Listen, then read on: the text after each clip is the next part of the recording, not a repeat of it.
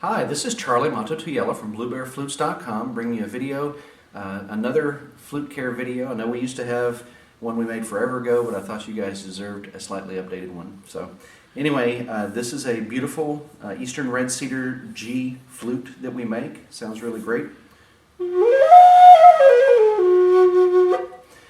But you know, over time, you have to protect these kind of things. And a lot of people like to buy flutes that have been lacquered.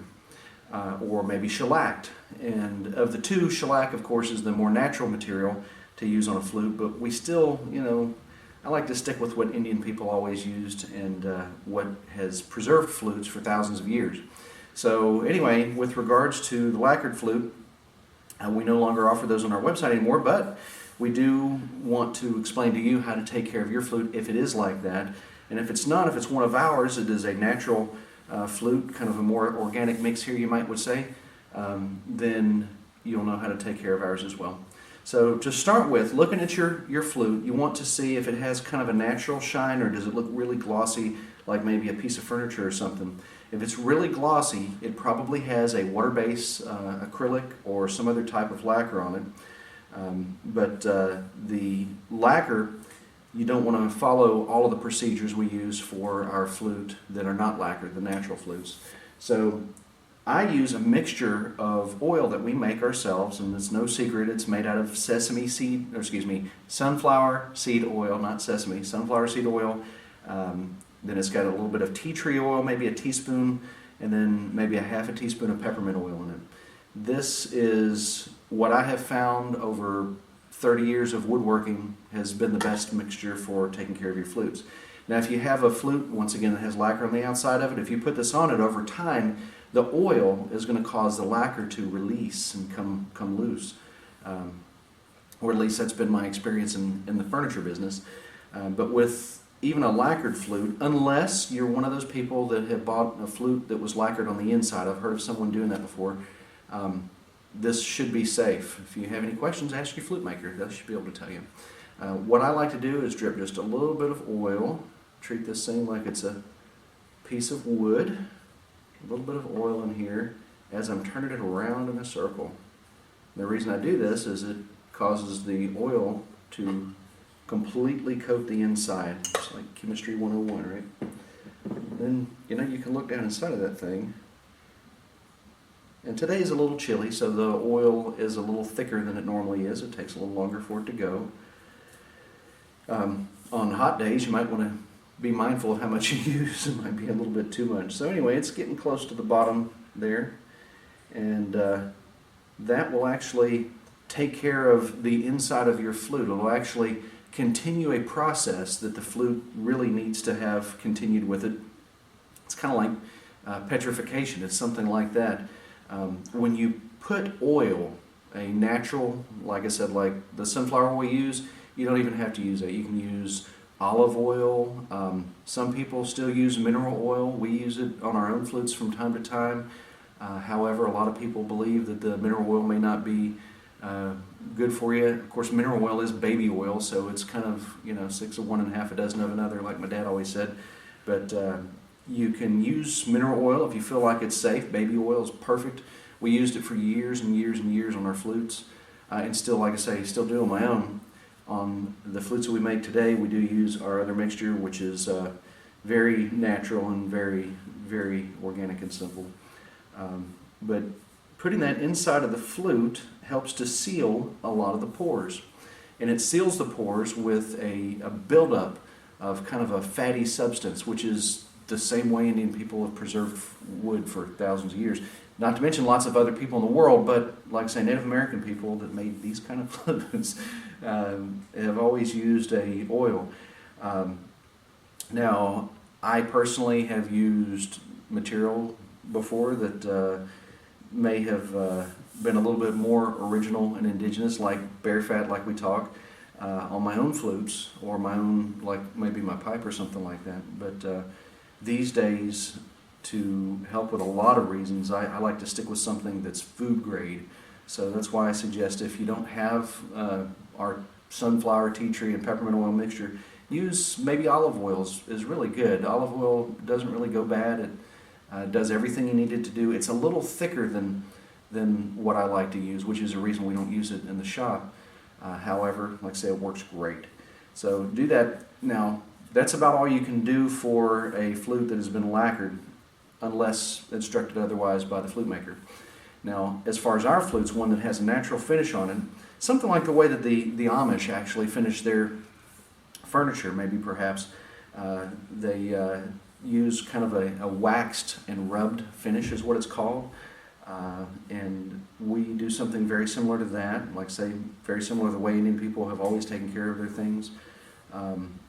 And what it consists of is a little bit of oil on the outside, a little bit of oil on the inside, and then a waxy coating on the outside. Now, what we're going to do is go ahead and take this flute block off. If you're really careful, you can take it off without even taking the lace out of it altogether. Just like that. Let's see if that makes it easy for going back on. Anyway, so you take that off, and then just a couple of drops of oil on the top. And that's probably all this guy can stand because he's already been oiled and waxed several times. A couple of drops. Keep in mind that most oil stains clothing, cloth. So you want to remember that. Mineral oil is probably the worst for staining your cloth. Now that looks really crazy shiny, just super, super nice and shiny, which is a great thing, something you're really aspiring to do. And then we're going to wipe it down. Probably 90, maybe 85% of the oil we just put on goes into the cloth. It's okay, part of life. That's how this process works. Wipe it down. Still very nice and shiny because there were microscopic pores that the oil filled, which is, the way I like to do things. From that step, the next thing you want to do, we carry an imitation bear fat, we call it on our website, which the material has no bear fat or animal products in it whatsoever. It's actually very natural. I say animal products, I guess it has beeswax in it. You could consider that to be an animal product. Not made much out of the bee, however. So just run my finger inside of it, my fingernail. It's once again a little cold, so this stuff's a little firmer than what I like. When it's warm, it's a little mushier than I like. But you get a nice little supply of it there on your fingers, and you want to rub it everywhere that there's not a fingering or a hole for the flute sound to come out of, and then just wipe it. And if you notice, I twist and wipe at the same time. You can wipe it however you like, just as long as you get it mostly wiped like that. And you can feel that it's got a nice coating of oil all around it, of wax, oil. And if you just use the wax, you'll be just fine. Still like to put a little something on the inside because the inside gets a lot of moisture. Now if you notice, there is a little wax on the inside of the fingerings. There's a couple of ways you can do this. A Q-tip works perfectly. A little cotton swab. If you're extremely careful, a safe, sharp object will be okay. Let's see, but you don't want to change the size of these holes too much if you can help it. So just wiping that wax out of the inside of it. Okay. And then from there, you can even take the end of your cloth. This is just like a lint-free cotton cloth. Really, I believe it's t-shirt material. We buy it in bulk for cleaning flutes. And that's got that. Just a quick wipe over with your cloth and a beautiful shiny flute. Many of you might find that you have a flute that is 20 or 30 years old and you do this to it, it brings a new life back into the wood. It actually made it quite lustrous, at least from my angle. It looks pretty nice. So don't forget to take care of the flute totem just the same. And once again, something I recommend is putting a little wax underneath of the totem. Now, you can't just leave it there. You do have to wipe it off just like you do on the rest of the flute. But if you maintain this guy, keep him wiped and oiled regularly, truthfully, after about a year of doing that, you're going to see that you don't have to do it as often. Once again, part of the procedure. So let's see if easy is going to happen here. It sure does. How about that? So anyway, pretty simple stuff. That's for our bear totem, of course. Any totems that have to be untied just have to be untied. There's no way around it. So we've got him on there. Let's go ahead and tie it. When you tie it, you want to make sure that you tie it tight.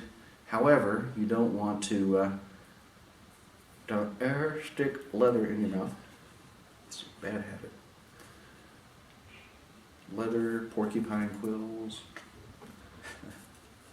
Some Indian people out there getting a joke. Anyway, let's see. Everybody else is out boogling, sticking porcupine quills in your mouth. Okay, so we got him tied back down, nice and firm. You see, you can't really twist him. That's all you want. You don't want to tie it so tight that you break the leather lace. And that's it. That's really all there is to flute maintenance. You don't want to put your flute in the sun, no matter what material it's made out of. And to help protect it from the sun, we do offer, fleece bags on our website, which are very inexpensive and good option for taking care of your flute. We have leather bags as well for somebody who wants a little bit more luxurious model. The flute inside of the bag should protect it from most harmful UV rays. Don't set it in your car dash. Don't set it above your fireplace. Maybe above the fireplace in the summertime is okay, unless you're in Alaska. Just heat is bad for wood. It's just a natural thing. And you have to remember, this is a beautiful instrument. It looks like it's about this big around, but in essence, it's really only about this thick. So, that's what you've got to do to take care of it. So anyway, I hope you guys have enjoyed this video. We have countless others on taking care of your flute, making flutes, playing flutes, anything you can imagine with a Native American flute. And we hope to see you again very soon. So once again, Charlie Mato-Toyela signing out for BlueBearFlutes.com, and happy flute playing.